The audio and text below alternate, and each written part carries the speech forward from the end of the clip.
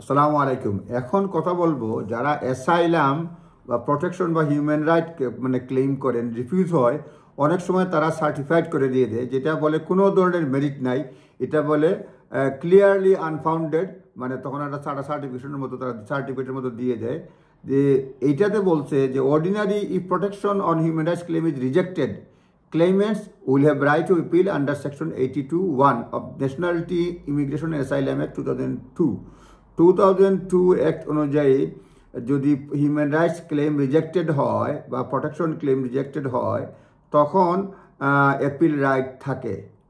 এরপরে secretary of state আবার একটা আছে যে secretary of state has a power to remove the right to appeal by certifying the claim clearly unfounded. এই যে অ্যাপিল রাইটটা আছে, প্রোটেকশন রাইটে, অ্যাসাইলাম রাইটে আপনার আপিল রাইট আছে, কিন্তু সেক্রেটারি অফ স্টেট এটাকে মানে এই রাইট অফ অ্যাপিলটা বাতিল করতে পারে, মানে রিমুভ করতে পারে বাই সার্টিফাইং দি ক্লেম। এই ক্লেমটা সার্টিফাই করে দেবে clearly unfounded under section 94 of nationality, immigration, asylum act 2002। Claimant use to be able to, এই ক্লেমেন্টরা আগে এটা আউট অফ কান্ট্রি অ্যাপিল করতে পারতো।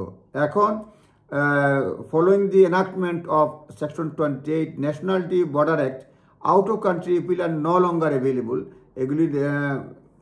for the claims certified after 27 June 2022. 2027 এর পরে এটা আর এখন appeal right in country out country কিছুতেই নাই। That means there is currently no right of appeal for refusal of a claim designated as clearly unfounded. Clearly unfounded বলে যখন certify করে দেয়, অ্যাপিল রাইট না দেয়, তখন ইন কান্ট্রি আউট কান্ট্রি কোথাও আপিল রাইট থাকে না এই যে অ্যাসাইলামের ক্ষেত্রে বা হিউম্যান রাইটস ক্লেমের ক্ষেত্রে। In effect legislation further tighten already limited avenue of challenge. Clearly unfounded দেখা যায়, তারপরেও চ্যালেঞ্জ করা যায় কীভাবে, despite appearances however still possible to challenge certification of clearly unfounded case। সেই ক্ষেত্রে দুইটা স্টেজে করা যায়, টু অপশনস আছে। Option one face refusal of clans, দুইভাবে এটা অপশন রয়েছে যে ক্লিয়ারলি আনফাউন্ডেড হয়। প্রথমটা হচ্ছে challenge the certification through judicial review, judicial রিভিউর মাধ্যমে এটা সার্টিফিকেশনটা চ্যালেঞ্জ করা যায়। এবং দ্বিতীয় হচ্ছে ফার্দার সাবমিশন বা ফ্রেশ ক্লেম, ফার্দার সাবমিশন বা ফ্রেশ ক্লেমের মাধ্যমে এটা একটা চ্যালেঞ্জ করা যায়। জুডিশিয়াল রিভিউ ক্লিয়ারলি আনফাউন্ডেড, যখন ক্লিয়ারলি আনফাউন্ডেড সার্টিফিকেট যখন দেয়, it is possible to challenge a decision in the Secretary of State. Certification claim is clearly unfounded through a process called judicial review. অর্থাৎ judicial রিভিউর মাধ্যমে challenge করা যায়। Judicial review is the review of a public authority decision by court. Judicial রিভিউটা হচ্ছে যে public অথরিটির decision, আমি দেখেই বলছি তাহলে অ্যাকুরেসিতে থাকবে বেশি, সেই জন্য পাবলিক অথরিটির decision by court. It is relevant to immigration law because home office public authority, এটা হোম অফিস জানায়। জুডিশিয়াল রিভিউটা হচ্ছে পাবলিক অথরিটির ডিসিশন, আর হোম অফিস হচ্ছে public authority which exercise power to case workers acting on behalf of secretary state. Secretary স্টেটের পক্ষে case worker হিসাবে তারা কাজ করে, তো হোম সেক্রেটারির পক্ষে কেস ওয়ার্কার কাজ করে, হোম অফিস পাবলিক অথরিটি, সেই জন্য তাদের ডিসিশন রিভিউ করা যায়।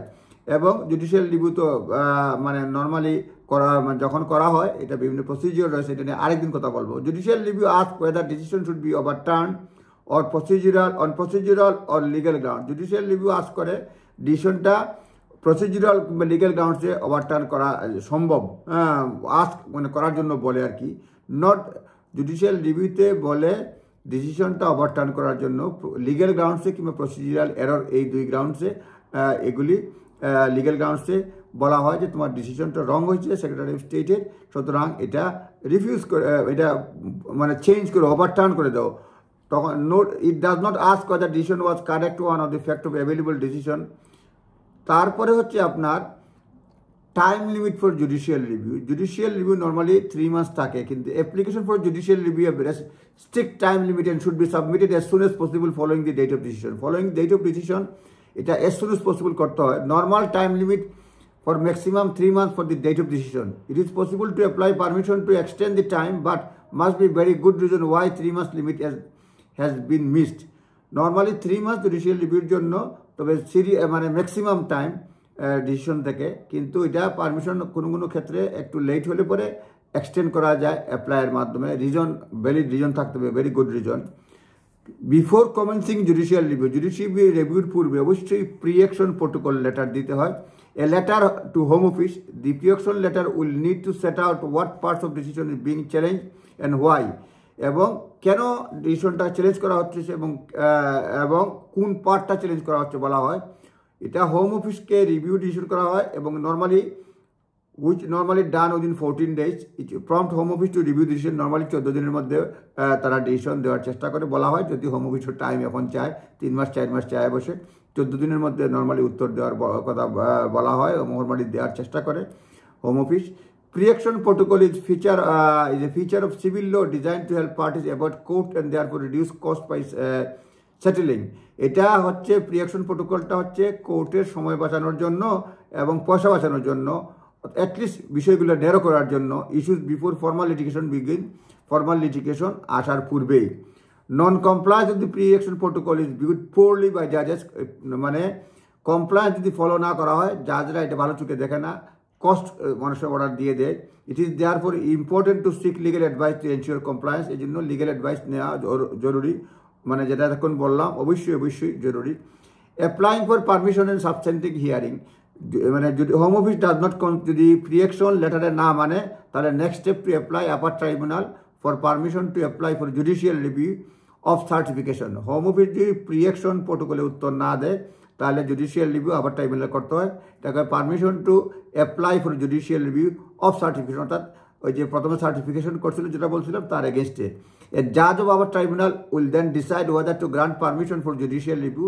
Upper tribunal judge decide করে permission দিবে কিনা judicial review. This is typically done without oral hearing. এটা oral hearing না, কাগজে হয়ে যায়, পেপারে হয়ে যায়। If permission is refused, unless your claim has been assessed as totally without merit, you can make your case before a judge for permission hearing. যদি পেপারে রিফিউজ করে, যদি মেরিট একদম না বলে দিয়ে দেয়, এটা যদি বলে করা যাবে না, যদি বলে কিছু আছে মানে you can make case for oral hearing, for permission hearing, এটাও করা যায়। আর final stage is substantive hearing. It is not a rehearing of the case but assessment of whether home office acted unlawfully in making decision. এটা assess করা হয় whether home office unlawfully করছে কিনা in making decision. এইভাবেই judicial review মানে সার্টিফিকেশনের মধ্যে judicial review করা যায়। এবং while a judicial review is pending will constitute a barrier to removal in a decision and removal context. Removal মানে এটা নর্মালি মানে ব্যারিয়ার করে, তার মানে নর্মালি ব্যারিয়ার করে জুডিশিয়াল রিভিউ যদি সার্টিফিকেশনের বিরুদ্ধে করা হয়। তারপরেও এইসব বিষয়ে কোন করা হয় না হয় অন্য ভিডিওতে বলার চেষ্টা করব। আজকে মানে এ পর্যন্তই থাকুক। আর সাকসেসফুল একটা কথা বলে নেই, successful judicial review may also ignite leave by section 3C of the immigration act 1971। যাই হোক, এগুলি নিয়ে আবার কথা বলবো। শুধুমাত্র বললাম যে সার্টিফিকেশনের বিরুদ্ধে কি করা যায়। আপনারা মানে বিশেষ করে অ্যাসাইলাম ক্লেম সার্টিফাই করে দেয়, ক্লিয়ারলি আনফাউন্ডেড বলে দেয়, কীভাবে judicial review pre-action protocol judicial রিভিউর মাধ্যমে এগুলি মানে চ্যালেঞ্জ করা যায়। একটা আইডিয়া দেওয়া হলো, নিজ দায়িত্বে দেখে নেবেন। ভালো থাকবেন। আসসালামু আলাইকুম।